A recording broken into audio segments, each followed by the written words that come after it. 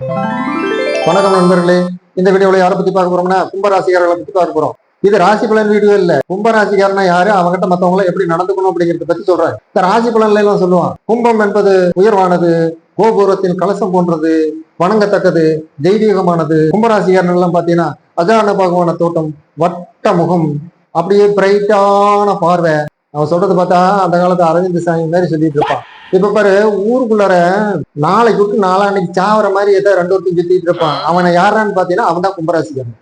ஆமா, நீங்க எங்க வேணாலும் போய் பாருங்க, அரவிந்த சாமி மாதிரி எல்லாம் இருக்க மாட்டான், லூசு முக மாதிரி தான் சுத்தி இருப்பானுங்க. மற்ற எல்லா ராசிக்காரர்களும் கும்பராசிக்காரனை கண்ணுல பாத்துட்டா உடனே மூடாயிடுவாங்க. காதல வச்சு நல்லா பண்ணிட்டு போயிடுவாங்க. கிடைச்ச நடம் ஒரு நிச்சயம் வாங்க அப்படின்னு அட்வைஸ். கும்பராசிக்காரனை பார்த்தாவே எல்லாத்துக்கும் அட்வைஸ் பண்ண தோணும். அவனோட ஹவுஸ் ஓனரே சனி பகவான். ஆமா, நீங்க திருநள்ளாறுலாம் எங்க போகணும்னு எல்லாம் பார்க்காதீங்க, கும்பராசிக்காரனை காலத்தொட்டு கும்பிடுங்க, உனக்கு அதே போதும். 7:30 சிக்கனைனா கூட தப்பிச்சிடலாம், இவங்கிட்ட சிக்கனைனா தப்பவே முடியாது. ஏன்னா டோட்டலா அவன் லைஃப் ஃபுல்லா சனியோட டிராவல் பண்றவன் தானே.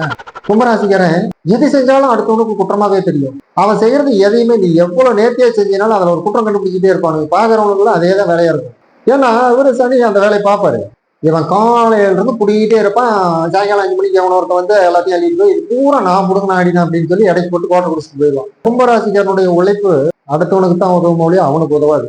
அப்புறம் இந்த கும்பராசிக்காரன்கிட்ட எவனாவது கடன் வாங்கிட்டான்னு வச்சுக்க, அவங்ககிட்ட கடன் கொடுக்குற அளவுக்கு எல்லாம் இருக்காது. கும்பராசிக்காரனை கண்டா போதும், அங்க காசு வாங்கி கொடு, இந்த காசு வாங்கி கொடு, நான் செத்து போயிருவேன், இப்ப செத்து போயிருவேன், நாளைக்கு செத்து போயிருவேன், ஏவி பார்க்கணும், அதை பார்க்கணும், இதை பார்க்கணும்னு வாங்கிட்டு போவானுங்க.